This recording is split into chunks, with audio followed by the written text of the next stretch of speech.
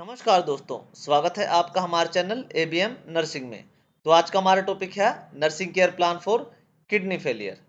तो चलिए शुरू करते हैं।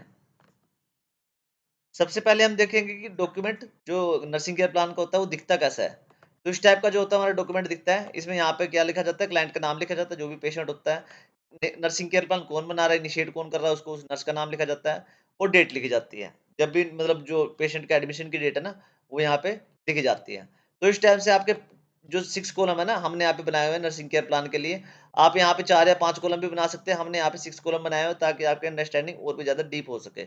और वैसे भी स्टूडेंट को समझाने के लिए 6 कॉलम वाला ज़्यादा बेटर रहता है। तो इसलिए हमने यहाँ पे 6 कॉलम लिए हुए हैं। तो सबसे पहले क्या आता है हमारा असेसमेंट। तो इसमें क्या आता है सब्जेक्टिव डेटा, ऑब्जेक्टिव डेटा। फिर आता है हमारा डायग्नोज। उसके बाद आता है गोल्स आते हैं जो शॉर्ट टर्म होते हैं और लॉन्ग टर्म्स होते हैं। फिर क्या आता है नर्सिंग इंटरवेंशन, रैशनल्स और इवैल्यूएशन। तो इस टाइप का हमारा डॉक्यूमेंट जो नर्सिंग केयर प्लान होता है वो दिखता है। तो हम क्या करेंगे, असेसमेंट, नर्सिंग डायग्नोस है, गोल्स है, आउटकम्स हैं, जो भी ठीक इंटरवेंशन है, इनको क्या करेंगे अलग-अलग सबको डिस्कस करेंगे और लास्ट में क्या करेंगे सबको इस टेबल में क्या करेंगे पुट कर देंगे। तो हमारा नर्सिंग केयर प्लान क्या हो जाएगा, रेडी हो जाएगा। ठीक है? तो उससे पहले हमने क्या किया है यहाँ पे, एक हाइपोथेटिकल क्या लिए है, यहाँ पे एक वो ले लिया है, प्रोफाइल ले लिया है किसी उसकी पेशेंट की। ठीक है? और हाँ, इन चीज़ों को ना आप कोई भी इसको मतलब मेडिकल एडवाइस नहीं मानेगा। ठीक है? डिस्क्लेमर डाल रहा हूँ मैं। ये जस्ट स्टूडेंट को समझाने के पर्पज़ से बनाया गया है। तो यहाँ पे क्या लिखेंगे, पेशेंट प्रोफाइल में नेम लिखेंगे, उसका एज लिखेंगे, जेंडर लिखेंगे, ऑक्यूपेशन लिखेंगे, एड्रेस लिखेंगे, मैरिटल स्टेटस लिखेंगे, मैरिड है या नहीं मैरिड है। एडमिशन डेट लिखेंगे, किस डेट को एडमिट हुए हैं वो पेशेंट। डायग्नोसिस लिखेंगे, उसके मेडिकल हिस्ट्री लिखेंगे, डायबिटिक है 10 ईयर से, डिक्रीज्ड यूरिन आउटपुट हो गया उनका। ठीक है? एलर्जी लिखेंगे, वेट और हाइट लिखेंगे। तो इस टाइप से क्या बनाएँगे आप, पेशेंट की प्रोफाइल बनाएँगे। उसके बाद आप फैमिली हिस्ट्री और फैमिली ट्री भी बना सकते हैं, अगर आपको एक्सपेक्टेड वे में आपको नर्सिंग केयर प्लान दिखाना है तो। ठीक है?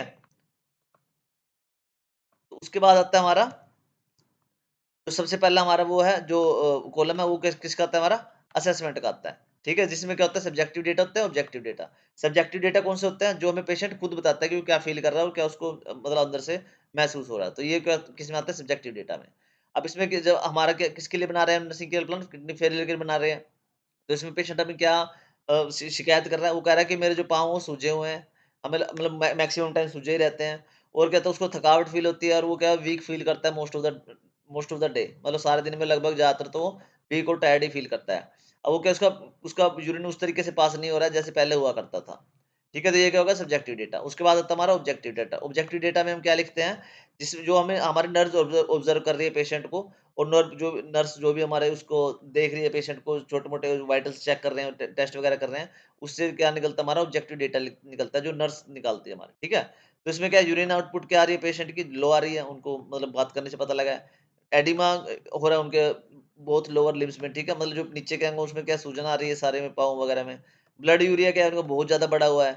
और क्या क्रिएटिनिन क्या हो रहा है उनका, वो भी बहुत ज़्यादा बढ़ा हुआ है। इसकी ये 20 के नीचे होना चाहिए, ये 1.3 के नीचे होना चाहिए, ये भी बहुत ज़्यादा बढ़ा हुआ है, ये भी बहुत ज़्यादा बढ़ा हुआ है। पेल स्किन हो रही है उनकी, मतलब पीली-पीली स्किन हो रही है, ठीक है? और पफ़ी स्पेस हो रहा है, मुँह भी सूजा-सूजा सा है। और लॉस ऑफ एपेटाइट है, उनका क्या है मतलब वो जो भूख है वो भी मर गई है बिल्कुल ही। तो उसके बाद अगला कॉलम आता है हमारा नर्सिंग डायग्नोस का। अब नर्सिंग डायग्नोस में हम क्या लिखते हैं कि जो भी हमारा सब्जेक्टिव और ऑब्जेक्टिव डेटा है ना, उसको कंबाइन करके जो हमारा क्या बनता है, नर्सिंग डायग्नोस। तो इसमें क्या करें हम, फ्लूइड वॉल्यूम का एक्सेस हो गया है, क्योंकि उसका यूरिन अच्छी तरह से पास नहीं हो पा रहा है, तो उसका क्या है, फ्लूइड वॉल्यूम एक्सेस हो गया है। क्यों हो गया? क्योंकि उसका जो किडनी का फंक्शन है ना वो डिक्रीज हो गया किडनी फेलियर की वजह से। बैलेंस्ड न्यूट्रिशन हो गया उसके, क्योंकि वो जो बॉडी की रिक्वायरमेंट है ना वो उसको मिल नहीं रहे हैं। वो तो जो क्योंकि भूख वगैरह नहीं लग रही, तो न्यूट्रिशन क्या इम्बैलेंस हो गए हैं उसके। फटीग रहती है उसको हर टाइम पे। ठीक है? क्योंकि जो एक एक्यूमुलेशन ऑफ वेस्ट प्रोडक्ट है ना, जो पेशाब अंदर रुक गया, उससे क्या हो गया, थकावट आ जाती है शरीर में। और इन्फेक्शन का खतरा बढ़ गया, क्योंकि उस पर जो इम्यून सिस्टम है ना वो कॉम्प्रोमाइज हो चुका है उसका। ठीक है? तो इस टाइप से अब हमारा बन जाएगा नर्सिंग डायग्नोस। उसके बाद आता है हमारा गोल्स, कि हमने कौन-कौन से गोल्स बनाने हैं पेशेंट के लिए। फिर उसमें सबसे पहले क्या होते हैं, शॉर्ट टर्म गोल्स बनाते हैं, फिर क्या बनाते हैं, long long term goals. Short term goals कौन से होते हैं, जो पेशेंट को क्विक मतलब रिलीफ देने के लिए बनाए जाते हैं। लॉन्ग टर्म गोल के उसके आगे जाके लाइफस्टाइल कैसा रहेगा, इसके लिए बनाए जाते हैं। तो पेशेंट क्या करेगा, समझ पाएगा किसकी, फ्लूइड की और डाइटरी रेस्ट्रिक्शन की, कि उसको अब कुछ जो फ्लूइड्स हैं वो देख के लेने पड़ेंगे, और जो डाइट है ना वो भी उसको रिस्ट्रिक्टेड टाइप की लेनी पड़ेगी। ये पेशेंट समझ पाएगा अभी स्टार्टिंग से ही। ठीक है? और क्या है, पेशेंट की जो स्वेलिंग है ना लोअर लिम्स में, वो क्या होगी, विद इन 5 डेज़ थोड़ी बहुत कम हो जाएगी। ओके?